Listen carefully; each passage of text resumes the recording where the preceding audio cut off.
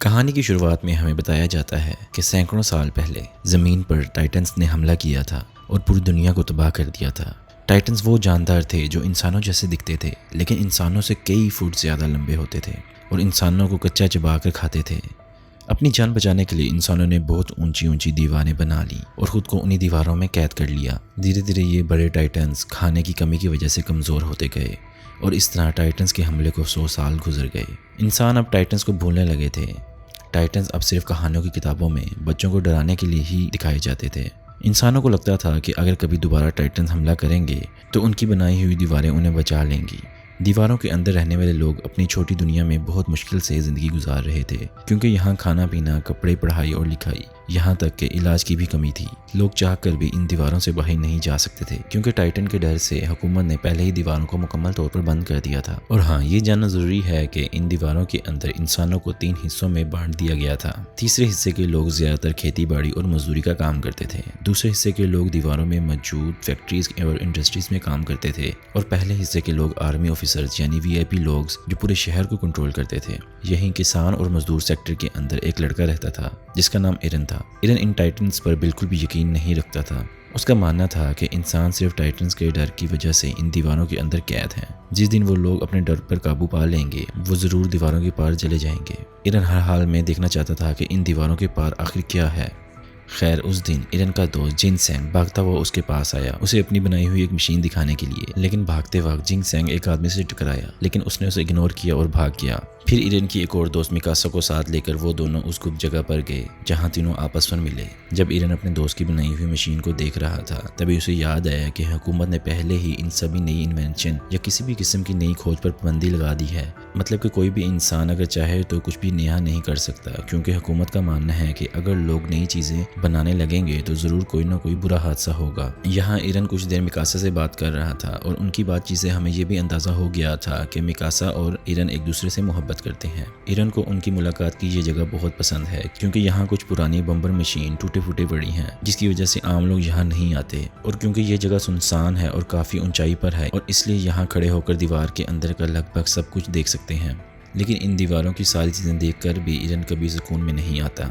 उसका मन हमेशा दीवारों के उस पार की दुनिया देखने में बेचैन रहता था। इसलिए आज उसने अपने दोस्त से बात करके ये फैसला किया कि चाहे जैसे भी हो वो लोग आज उन दीवारों के पार जाएंगे। तो उन्होंने जैसा सोचा था वैसे ही किया। इरन अपने दोस्त के साथ चुपके से दीवार के काफी करीब पहुंच गए। यहाँ पर टूटे फूटे बम्पर मशीन पड़े हुए थे। इस वजह से दीवार की रखवाली करने वाले आर्मी ऑफिसर कुछ दूर ही तैनात थे। इस मौके का फायदा उठाकर जब वो दीवार को छूने ही वाले थे तभी कुछ आर्मी ऑफिसर्स ने उन्हें देख लिया और भागकर पकड़ लिया। लेकिन किस्मत से इरन का एक जानने वाला आर्मी ऑफिसर वहां मौजूद था, जिस वजह से उनको ज्यादा सजा नहीं दी गई। लेकिन जब वो वहां बातें कर रहे थे तभी अचानक से एक जोरदार भूकंप आया और पूरी जमीन हिलने लग पड़ी। दीवार के उस पार से भयानक आवाजें आने लगी। इससे पहले कि वो समझ पाते, दीवार के पार से एक भयानक टाइटन बाहर आया। ये देखकर वो दहशत में आ गए, क्योंकि वो टाइटन दीवार से भी ज्यादा लंबा था। सिर्फ इतना ही नहीं, वो आम टाइटन भी नहीं था, बल्कि उसका पूरा जिस्म बिना चमड़ी के था, मानो आग और मांसपेशियों से बना हुआ एक राक्षस। वो विशाल टाइटन एक झटके में इंसानों की बनाई हुई दीवार पर जबरदस्त लात मारने लगा। जब वो टाइटन्स इंसान की बनाई हुई दीवार पर जबरदस्त लात मार रहे थे तो दीवार हिलने लग गई। जमीन का हर कोना हिलने लग पड़ा और वो लोग कांप रहे थे।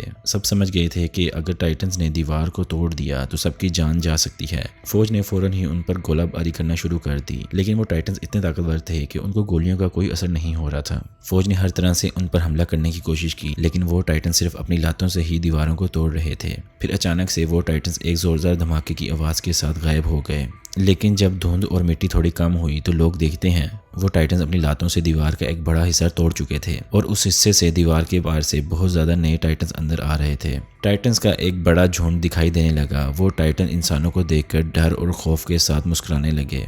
धीरे धीरे वो टाइटन इंसानों की तरफ बढ़ने लगे। फौज ने बिना किसी हुक्म का इंतजार किए उन पर बमबारी करना शुरू कर दी, लेकिन असर नहीं हुआ, क्योंकि ये टाइटन्स अमर थे। इन्हें ना कोई बंदूक से मार सकता था और ना ही किसी तरह की बमबारी से। कुछ ही सेकंड बाद उनके जख्मों को हीलिंग होना शुरू हो गई थी। ये सब देखकर दीवार के अंदर रहने वाले लोग अपनी जान बचाने के लिए हर तरफ भाग रहे थे, लेकिन अब तक वो टाइटन्स दीवारों के अंदर घुस चुके थे। उन्होंने इंसानों को चारों तरफ से घेर लिया था और चिबा चिबा कर खा रहे थे। टाइटन इंसानों को ऐसे दबा दबा कर मार रहे थे जैसे इंसान उनके पैरों के नीचे आने वाली चूंटी हो। इतना खतरनाक मंजर देखकर फौज के ऑफिसर को हौसला टूट गया। टाइटन्स के पेट में जाने के डर से फौजियों ने खुदकुशी कर ली। टाइटन्स ने दीवारों के अंदर इंसानी बस्तियों में तबाही मचा दी। मानो कि 100 साल से भूखे पड़े ये टाइटन्स आज अचानक लाखों खाना पा गए हों। लोग अपनी जान बचाने के लिए शहर की सबसे मजबूत हाल इमारत की तरफ भागने लगे। इरन और मिकासा भी अपनी जान बचाने के लिए उस हाल की तरफ भाग रहे थे, लेकिन बदकिस्मती से इस भीड़ में एक माँ अपने बच्चे के साथ नीचे गिर गई और बाकी लोग अपनी जिंदगी को बचाने में मसरूफ थे कि किसी ने उसकी मदद नहीं की।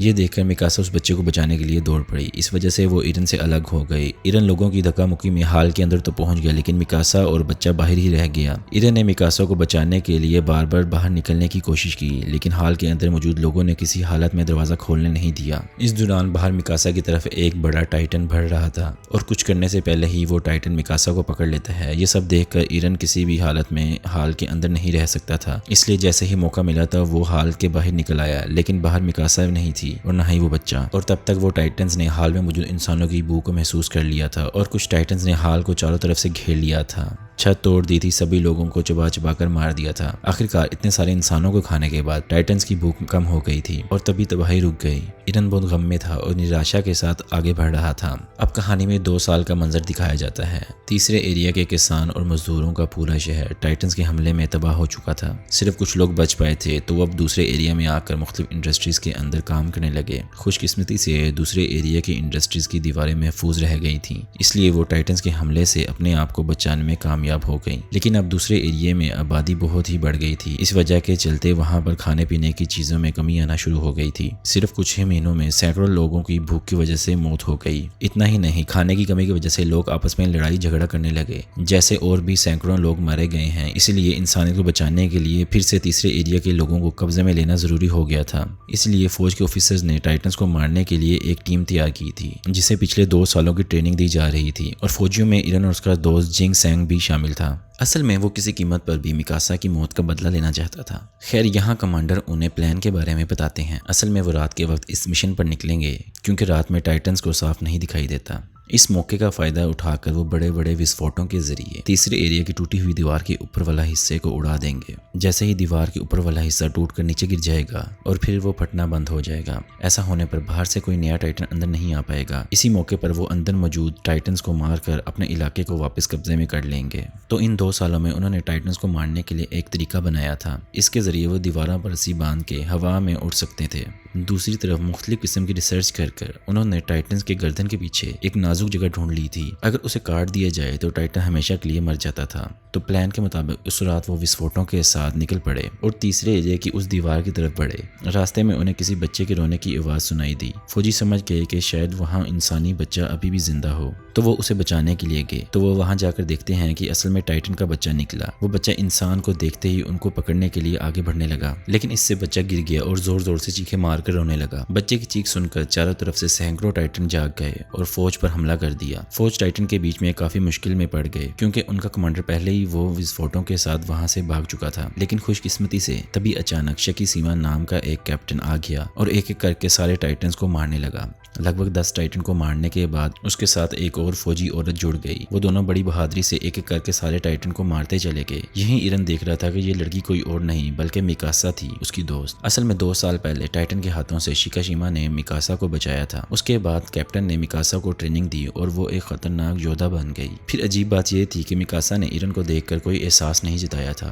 खैर, अब जहाँ जिंदगी बचाना ज्यादा जरूरी था, इसलिए इरन कैप्टन शिकाशिमा के पास गया और वो उनसे टाइटन के लड़ने की टेक्निक को सीखना चाहता था। लेकिन कैप्टन ने बस इतना कहा, लड़ाई के लिए तुम्हें जितनी ट्रेनिंग चाहिए थी वो दे चुके हैं। जब तुम लड़ोगे तो तुम अपने दिल का सारा गुस्सा निकाल कर टाइटन पे हमला करो, फिर तुम्हें कोई भी नहीं रोक सकता। फिर कुछ देर बाद वहाँ आर्मी जनरल आ गया। उसने सबके सामने माफी मांगते हुए कहा, असल में मैं तुम्हें छोड़कर नहीं भागा था। अगर ये विस्फोटों का नुकसान हो जाता तो हम कभी भी टाइटन्स को दीवारों के अंदर नहीं रोक पाते। जनरल वहाँ से चला गया। उसके बाद इरन मिकासा से अलग जाकर थोड़ा मिलने गया, लेकिन वहाँ इरन देख रहा था कि मिकासा और कैप्टन शिकाशिमा बहुत करीब बैठे थे। इरन ने सोचा शायद ये दोनों एक दूसरे से प्यार में पड़ गए हैं, इसलिए वो बहुत गमगीन गमगीन हो गया और बाहर जाकर जोर जोर से रोना शुरू कर दिया। तभी जनरल अपने बाकी फौजियों के साथ वो विस्फोटों को दोबारा से लोड करके मिशन को पूरा करने का फैसला कर लेता है। लेकिन इस दौरान कुछ टाइटन्स आकर हमला कर देते हैं और कुछ लोगों को खा जाते हैं। और जिन लोगों को टाइटन्स ने खाया था उनमें से एक का पति यूजू था। यूजू अपने पति को खोकर पूरी तरह से पागल हो गई थी। लेकिन इस हमले के बीच अचानक कहीं एक चोर आ जाता है और फौज के विस्फोटों से भाग जाता है। ये देखकर यूजू कुछ बिना सोचे उस चोर पर हमला कर देती है और उसे गाड़ी से नीचे गिरा देती है। सबको लगा कि शायद वो विस्फोटों से सेफ है, लेकिन तभी यूजू सबको गलत साबित कर देती है।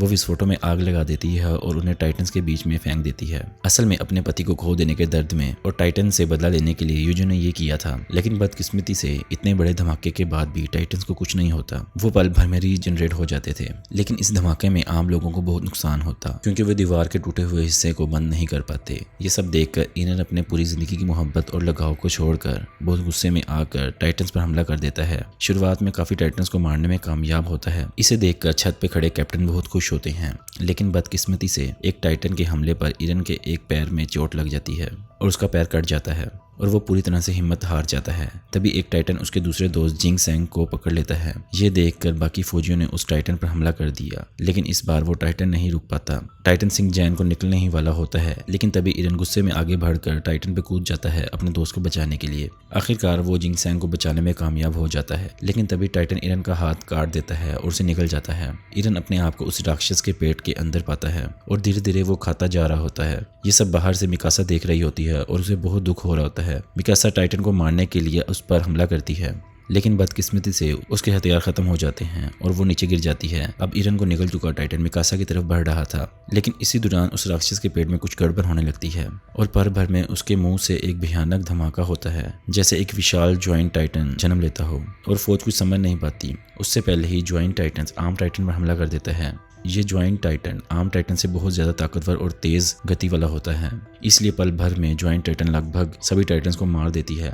ये देखकर फौजियों में से कई लोग समझ जाते हैं कि ये असल में एरन ही था। खैर, वो टाइटन सभी टाइटन्स को मारने के बाद खुद भी बहुत कमजोर होकर जमीन पर गिर पड़ता है। ये देखकर अजीब तरीके से कैप्टन शिकिशिमा मिकासा से कहते हैं कि टाइटन की गर्दन के पास वार कर दो, और जैसे ही मिकासा ये करती है, एरन वहां से बाहर निकल आता है। उसके हाथ पैर कटे हुए होते हैं, लेकिन अब वो फिर से उग चुके थे। ये देखकर शिकिशिमा अजीब तरीके से हंस रहा था, जैसे उन्हें ये सब पहले से पता था।